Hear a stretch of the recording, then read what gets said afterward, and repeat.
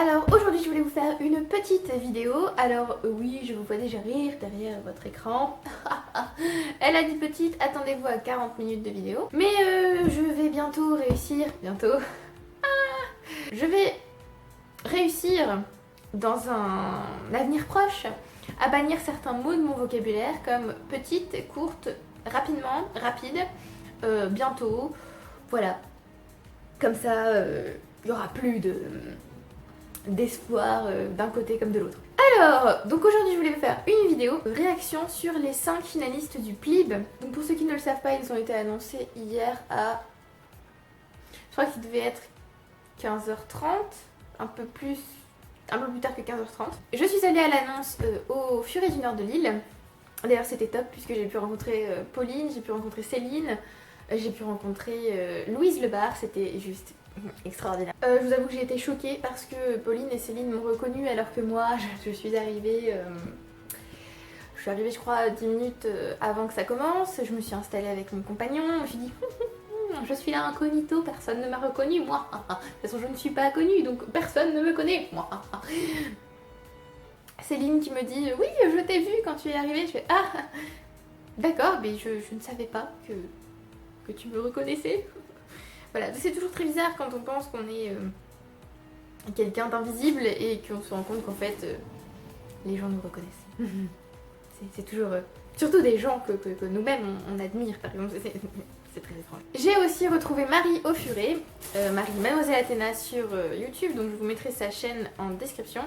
En gros c'était une super après-midi, j'ai discuté avec toutes ces demoiselles et c'était génial. Voilà, c'était top. Merci aux organisatrices, merci à Louise Lebar pour cette conversation qui était passionnante et géniale. Et merci à Marie d'avoir partagé cet après-midi avec moi, c'était top. Voilà. Et merci à mon compagnon aussi qui m'a conduite puisque sinon je ne pouvais pas y aller. Mais j'étais là pour vous parler des finalistes hein, et déjà là je digresse. Donc les 5 finalistes sont Mère morte d'Aurélie Wallenstein, La cité des chimères de Vania Pratt, Je suis fille de rage de Jean-Laurent Del Socorro, Les brumes de Cendrelune de Georgia Caldera et Féline de Stéphane Servant. J'ai lu les 4 premiers dont je viens de vous parler, donc j'ai lu Mère morte, La cité des chimères, Je suis fille de rage et Les brumes de Cendrelune qui étaient aussi 4 de mes choix en fait, donc les jurés devaient voter pour 5 livres pour ces finalistes et bien c'était mes 4 premiers choix. Alors je suis contente parce que j'avais 3 livres chouchous que je voulais absolument voir finalistes. 2 sont finalistes, c'est Mère morte et La cité des chimères. C'est...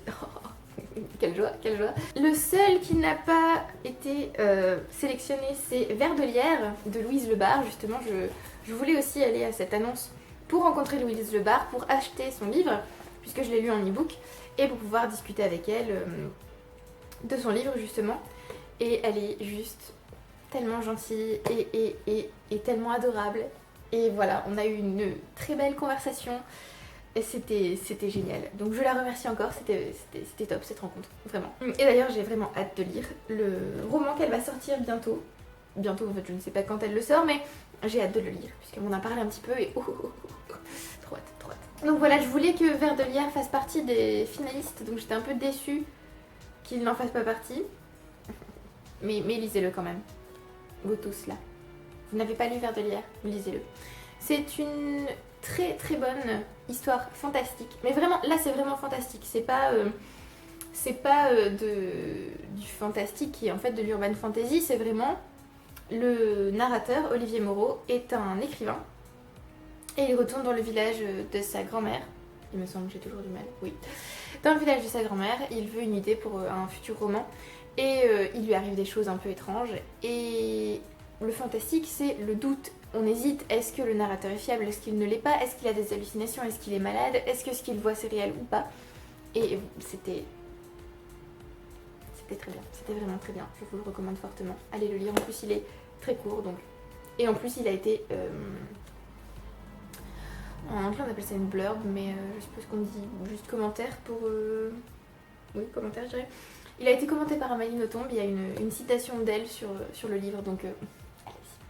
allez-y, allez. Je vais vous parler un peu plus longuement des finalistes bien sûr. Alors, comme je vous l'ai dit, La Cité des Chimères et Mère Morte, c'était mes chouchous. Alors, La Cité des Chimères, pour ceux qui ne connaissent pas. La Cité des Chimères, c'est l'histoire de Céleste qui vit dans un monde fantasy post-apocalyptique où je crois que c'est le réchauffement climatique qui a démoli la Terre, je crois.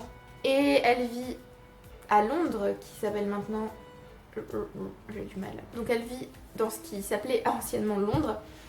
Et depuis la dévastation de la planète, chaque homme a un chi, c'est-à-dire une espèce d'énergie positive qui le guide sur sa voie personnelle. Moi je vois un petit peu ça comme une vocation. Chacun a une vocation. Dans la famille Céleste, ils sont marchands. Elle, en revanche, n'a pas de chi. Alors il existe d'autres chi. Il existe par exemple les chiméristes qui sont là pour empêcher les chimères d'attaquer les villes. Il existe les immergents, ceux qui, quand ils lisent un livre, peuvent entrer dans le livre et vivre l'histoire. Voilà, ce genre de choses tout à fait immergent quoi. Et il y a toute une partie justement sur les immergents et c'était juste formidable. C'était c'était beau, c'était beau. Et donc c'est un... Alors, ce que j'ai oublié de vous dire, c'est un monde proche de l'utopie puisque en gros tout est parfait. Mais bien sûr ça cache quelque chose et ce livre est génial. Mère Morte. Alors je pense que honnêtement, en ayant... Alors j'ai lu 4 des 5 finalistes, le seul que je n'ai pas lu c'est Féline de Stéphane Servant qu'il faut donc que je lise avant septembre pour voter. De tous les livres que j'ai lus pour le PLIB, Mère Morte, certains sont là, certains sont un peu plus bas, lui il est là-haut. Mère Morte c'est un autre level j'ai l'impression. Donc c'est l'histoire d'Oural qui est un exorciste. Et donc quand les mères mortes se manifestent, quand il y a des marées, il est là pour empêcher les fantômes de tuer les êtres humains qui restent, puisque le monde a lui aussi été dévasté par le réchauffement climatique, tout ça. Les mers sont mortes, c'est-à-dire qu'il n'y a plus du tout de mer, plus du tout d'animaux marins. Et voilà, donc les exorcistes comme Oural sont là pour protéger les petits groupes d'humanité qui restent. Et un jour, Oural va croiser la route, on va dire, de Bengale et de son équipage, donc un capitaine pirate sur un vaisseau fantôme. Et voilà, je n'en dirai pas plus. Ce livre, c'est un condensé de plein d'émotions différentes, mais surtout vous allez souffrir, parce que ce livre est assez dur, carrément dur même. Il y a des passages de description de morts d'animaux marins, c'était juste affreux. Et c'était... Comme je vous l'ai dit, ce livre, c'est un autre level. Et même une fois que j'aurais lu Féline, puisque je vais le dire bien sûr, même après avoir lu les 5 finalistes, je pense, Mère Morte sera toujours plus que les autres. Donc je pense que c'est pour lui que je vais voter. Je pense. Mais je verrai, peut-être que j'aurai une très grosse surprise avec Féline et que je reconsidérerai mes avis pour les autres romans. Mais je pense quand même que Mère Morte est... Enfin, il a quelque chose en plus. Il délivre un message très fort et c'est... Je trouve que c'est un livre... J'aime pas trop dire ça parce que bon, tous les livres sont importants, mais c'est un livre important dans le sens où il est actuel et où il faut qu'on entende ce message sérieusement. Et voilà, c'était à la fois très beau, très triste, dévastateur, désespérant, déprimant aussi des fois. Et la fin est parfaite, je pense. Je vois pas trop comment ça aurait pu finir autrement. Donc voilà. Mère Morte. Pour moi, c'est depuis que je l'ai lu, il est toujours quelque part dans ma tête, donc c'est... Voilà. J'ai un peu de mal à oublier Mère Morte.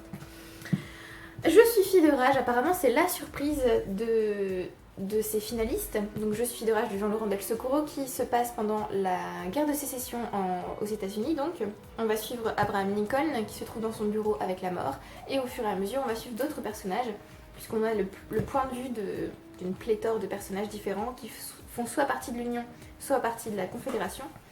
Alors l'auteur explique bien, au début de son livre, il y a un petit guide à l'intention du lecteur, pour bien expliquer comment chaque chapitre est construit, enfin comment il a construit son livre, tout ça, parce que bon, peu de lecteurs sont très férus de la guerre de sécession. Donc voilà, c'était quand même important je pense de faire ça, puisque quand j'ai vu qu'il avait écrit un livre sur la guerre de sécession et qu'il fallait le lire pour le PLIB, je me suis dit, je ne sais rien de la guerre de sécession, et je vais être perdue. Et pas du tout. Déjà rien que ça, c'est un certain talent de l'auteur, on va dire. Il y a certains personnages qui sont très très attachants, d'autres beaucoup moins. Et au fur et à mesure de la lecture, je me suis rendu compte que je m'attachais aux personnages et que c'est une guerre, donc forcément il y a des personnages qui meurent. Et à certains moments, c'était quand même très dur de lire, donc c'est un très beau livre. En fait, c'était pas un coup de cœur immédiat quand je l'ai fini, mais c'était un coup de cœur à retardement, on va dire. Donc voilà. N'ayez pas peur du fait qu'il soit très gros. Il se lit très vite puisque les chapitres sont très courts. Et c'est... voilà.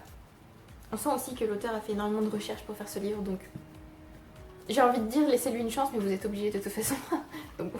Le dernier des finalistes pour lequel j'avais voté, c'est donc Les Brumes de Cendre-Lune, le tome 1, Le Jardin des âmes de Georgia Caldera. Donc j'ai quand même prédit 4 livres sur 5, fierté. Alors Les Brumes de Cendre-Lune, on va suivre Céphise qui vit dans un monde lui aussi post-apocalyptique. Alors je sais pas ce qui se passe avec les post-apocalyptiques, mais visiblement on sent une petite tendance. Dans le premier chapitre, on assiste à quelque chose de très violent. Céphise va être arrêtée. Je vais pas vous dire ce qui se passe avec ses parents, vous le verrez vous-même, mais bon. En gros, elle va se retrouver seule. Et on va suivre aussi un autre personnage principal qui s'appelle Verlaine. Je ne vous dis pas qui c'est, vous le découvrirez au fil du livre. Alors, j'ai largement préféré le personnage de Verlaine à Céphise. Céphise m'a parfois légèrement fait penser à Cornelia des Larmes Rouges, que j'ai détesté. Et d'ailleurs, je ne pensais pas lire Les Brumes de Cendre-Lune, puisque j'avais peur, vu que j'avais eu une très mauvaise expérience avec Les Larmes Rouges. J'avais peur de détester. Et en fait, non, vraiment, c'était génial. J'ai adoré, puisqu'on reprend la mythologie, puisqu'on a des dieux qui règnent, en fait. Les hommes ont gâché leur chance, en fait, de vivre... enfin, de gouverner leur propre monde. Et donc, ce sont les dieux qui gouvernent. Et donc on voit plusieurs dieux. Alors sachez que moi je suis tombée amoureuse à partir du moment où j'ai vu le personnage de Perséphone. Là j'ai adoré. À partir du moment où Perséphone arrive, je dis oui. Sinon, Mishka, c'est pas que tu es en plein milieu, mais un peu. Tu veux dire bonjour mon chat? Tu veux dire bonjour? Qu'est-ce que tu fais? Tu t'allonges sur maman? Oui. Non, tu as envie de voir la desserte. C'est intéressant, hein. Tu montes pas dessus, hein. C'est parce que je disais du coup. Donc on va suivre Céphise et Verlaine. Donc comme je vous l'ai dit, j'ai préféré le personnage de Verlaine au personnage de Céphise. On va aussi suivre donc d'un côté les humains, d'un côté les dieux. Alors j'ai largement préféré les passages où on suivait les dieux. Et en fait c'est un peu, enfin ce livre ça a été ce qu'on appelle un plaisir coupable. J'ai adoré ma lecture, même s'il y a certains passages... quoi. Il y a certains passages où je me suis dit non, oh non, mais en fait j'étais complètement addict. Et par contre la fin, c'est terrible de finir un livre sur ce genre de scène. Donc j'ai vraiment hâte de lire le tome 2 qui va sortir dans pas longtemps je crois. Je crois qu'il sort en mars mais je suis pas persuadée. Donc j'ai vraiment hâte de lire la suite, je veux savoir ce qui se passe. Et je suis très contente qu'il fasse partie des finalistes. Et donc le dernier finaliste, c'est Féline de Stéphane Servan. Alors je n'ai jamais lu de livre de Stéphane Servan, je sais qu'il est connu pour avoir écrit Sirius, que je n'ai donc jamais lu. Et alors Féline m'inspire et en même temps ne m'inspire pas. Déjà, c'est une simple question de goût, mais la couverture ne me dit rien. Rien du tout. Le résumé quand je l'ai lu m'intrigue et en même temps pas tellement. Si j'ai bien compris, c'est l'histoire d'une adolescente qui est différente des autres et qui va se battre contre des préjugés. Si j'ai bien compris. Ça a l'air pas mal. Donc, je l'ai demandé en livre voyageur, donc je vais le recevoir sous peu ou pas. De toute façon, c'est pas grave, vu que je dois le lire avant septembre, il sera lu. Mais voilà, je suis intriguée en même temps. Il ne tentait pas vraiment. Donc on va lui laisser sa chance, on verra bien. Et voilà, nous verrons. Je ne sais pas grand chose de plus de Féline, mais j'ai pas tellement envie d'en savoir plus. Eh bien c'est déjà tout pour cette vidéo. Alors je vous encourage à lire, même si vous n'êtes pas juré du PLIB, à lire ces livres, à lire les Brumes de Cendre-Lune, à lire Féline vous aussi. Mais je vous encourage aussi à lire Vers de Lierre, surtout n'oubliez pas ce livre, lisez-le, il est exceptionnel. Et étant donné que j'étais au Furet de Lille, que dans ma région il n'y a pas énormément de librairies, et que je désespère parfois en me disant mais je ne vais jamais en librairie. Là j'étais au Furet du Nord de Lille, sachant qu'il est énorme, il y a 7 étages, 8 étages. Voilà, je ne pouvais pas résister. J'ai vu plusieurs livres que j'avais très envie d'acheter, mais je me suis rabattue sur Dracul de Dacre Stoker et D.D. Barker, c'est-à-dire un préquel de Dracula de Bram Stoker. J'espère qu'il est à la hauteur. Vraiment, j'espère. Et j'adore cette couverture. Alors je sais pas si vous voyez bien, mais ce monsieur a des dents de vampire, a des yeux blancs, et voilà, ça donne ça. Si vous... Voilà, alors l'un des commentateurs, Josh Malerman, qui est l'auteur de Bird Box, a écrit Scary as hell, gothic as decay, c'est-à-dire effrayant comme l'enfer, aussi gothique que la... Alors decay, c'est la décomposition.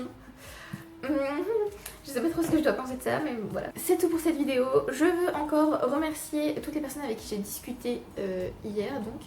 Je veux remercier Céline et Pauline parce qu'elles étaient adorables. Je veux remercier toute l'équipe du Plib parce que c'est génial cette aventure. J'avais très envie de participer l'année dernière, mais je me suis rendu compte trop tard en fait que, le prix avait commencé. Donc j'ai loupé les inscriptions en tant que juré. Cette année, j'ai réussi à ne pas louper les inscriptions grâce à Aurore. Vous faites un travail de fou et vous organisez toujours de super choses, que ce soit les challenges, que ce soit les j'allais dire cérémonies, mais c'est pas vraiment des cérémonies, les événements on va dire. Enfin voilà, c'est toujours top, donc voilà, je voulais vous remercier. Je voulais remercier Marie encore une fois d'avoir passé l'après-midi avec moi. Et encore une fois Louise Lebar pour sa très gentille dédicace et pour cette conversation qui était top. Voilà, je pense que c'est une courte vidéo. Dites-moi si vous êtes juré du Plib, pour qui vous avez voté, si vous êtes content des résultats, si ces livres vous les avez déjà lus, si vous avez envie de les lire, si vous les avez aimés, si vous les avez pas aimés. Dites-moi si vous avez lu Vers de hier, est-ce que vous en avez pensé? Dites-moi si vous avez lu Dracul, est-ce que vous en avez pensé? Merci beaucoup d'avoir regardé la vidéo jusqu'au bout, merci à ceux qui aiment, qui commentent et qui s'abonnent, et on va finir sur Mishka parce qu'elle est trop mignonne. Voilà. Et vous découvrez maintenant le trépied de la mort. Si c'est pas magnifique. Bye!